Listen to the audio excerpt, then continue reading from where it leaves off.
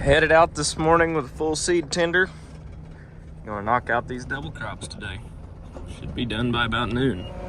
Well, we are double cropping. I had a row unit giving me absolute fit, and it turns out it was I had some wet beans in the seed tender apparently, and they gummed that row unit all up. Like the little hole where it falls from the hopper down into the meter just had some wet, kind of gummed up, nasty, rotten beans in it. So now my fingers smell like it. But clean that out. I think we should be good to go now. Got about 20 acres planted so far, and that's all end rows. So it was planting, but it was only planting like half of what it should have been. It was very sporadic. So got that lined out now. I thought it was a sensor at first because it was planting, but it wasn't planting right. So got it figured out now though. Let's go. Dad had to come ride a few rounds with me. We rode along together for 10, 20 acres and solved the world's problems, you know. You know how it goes. But got nice stripes going on out through the wheat field. Got about 50 acres done so far, so life's good. So I've got like 20 acres left maybe, and I'm almost out of seed, so that sucks. Like in these boxes, I got more than enough, but I'm gonna run probably, I don't know. I don't know how many bags that I'm gonna need. That's almost empty. And yes, they're different varieties. I had what I thought was 4 Pro boxes, but it turns out I had like 3 1/4 Pro boxes. Well, I've got about another pass and a half left, and I am done, so can't beat it. I don't know if they're gonna grow. It's so damn dry, I don't even know that there's enough moisture to get them growing at this point, but yeah, they're not gonna grow in the bag either. In worst case scenario, I'll replant them. Or not. I don't know. We'll see. Hope not, but I'm not super optimistic right now. Well, that is that. We are done with double crops and done planting for the year, hopefully. I hope this is the last time I'm hooked to this planter. Might drill some wheat this fall or something like that, but that's it for this. And nothing is certain or a done deal yet, but I would say there will be a different tractor pulling this planter next year. And don't worry, the Magnum's not going anywhere. I will not get rid of this tractor. But I think I'm going to have a different tractor on it next year. I would like to get rid of both of these tanks on here because it makes it a little bit of a pain to fill up. So if anybody's interested in some Kinze 3660 tanks, let me know. Those are 300 gallon a piece, 600 gallon. I've got them set up for in-furrow, but I didn't even run in-furrow this year. So there's that. I will be running in-furrow next year. I will also be running 2x2. But my in-furrow tanks will be on the tractor, and my 2x2 will be behind the planter on a 4-wheel steer cart and corn. So that may give you a hint of what tractor it may be. They'll be stainless steel Chem Farm tanks, which I already have. I just need to polish them up. But I'll have 400 gallon for in-furrow, and I'll have 1600 gallon of 2x2, and then another 400 gallon of in-furrow if I wanted it, or I could run that as 2x2 as well. That's what I'm looking at. Like I said, nothing's a done deal yet, but I'm looking to make some changes and put a little bit of money in this planter. I would like to put row cleaners on it, and also a 2x2 system like Conceal, or I don't know, the more I talk to people about Conceal, the more they tell me it's kind of a overpriced joke.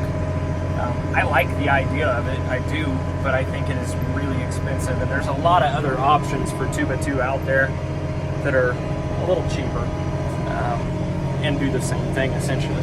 But still gonna plant all the corn and pretty well most of the soybeans with this, but I am looking at maybe getting a drill. I won't plant many beans with a drill, but I am looking to plant more wheat. Wheat did well this year. It was pretty profitable, and I'm building some organic matter back on this ground that definitely needs it. All right, let's see if I can remember how to fold this one more time. So what you do, I don't know if I've ever showed it. Obviously it's in plant, go from plant to fold. First thing I always do is wing lock. So that is right there. Pulls the wings up. Then I do the tongue. And normally as I'm holding that to push the tongue back, I go ahead and take my other finger and hit raise. And yes, I'm using my foot to do this, but I start raising it. And after it's raised all the way up, you flip that switch to rotate, and it sits in that little cradle there with the hook on it, and your planter's folded. If you do that out of sequence, I'd say it's a bad day, but it's not too complicated. These Kinseys are pretty simple planters, and that's why I'm keeping it. It does a really good job for me. Michael ran me back to my truck. We got the shop closed up, and we're calling it an early Tuesday.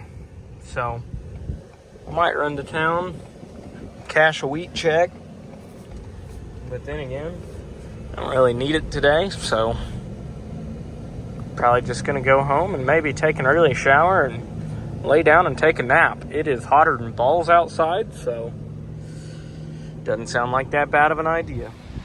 Well, I just called and sold corn for more than I have ever sold corn for. And it's raining. Still raining. It's dying out. But we got a bunch. I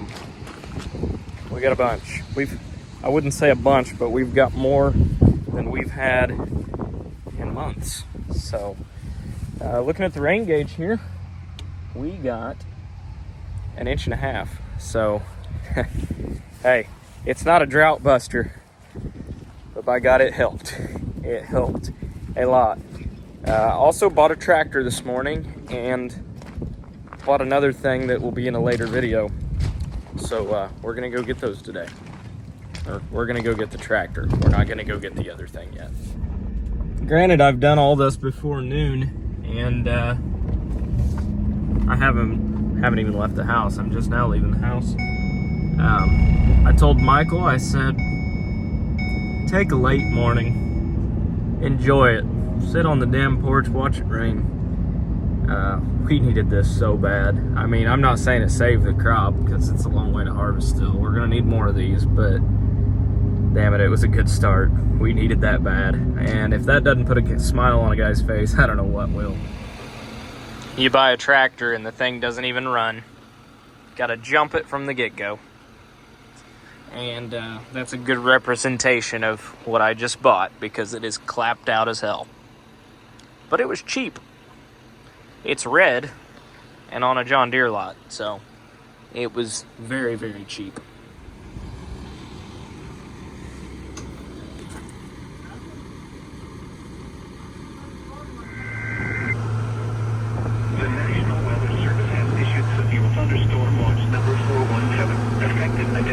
Well, I guess that's one way to showcase the new tractor.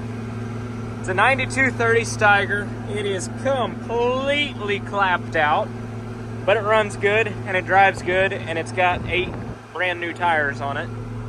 And I bought it super freaking cheap off a John Deere dealership. I bought it less than 30 grand, like quite a bit less than 30 grand. So it's got all kinds of LEDs on it. The paint's pretty shitty. But I'm gonna put a cap kit in it, put a new seat in it, probably have it repainted, get the air conditioner fixed, and I've got 2 stainless steel Chem Farm tanks that I'm gonna polish up and put on front of it. and that'll run my in-furrow next year, and then I'm going to get a 4-wheel steer cart to put behind my Kinzie to run 2x2.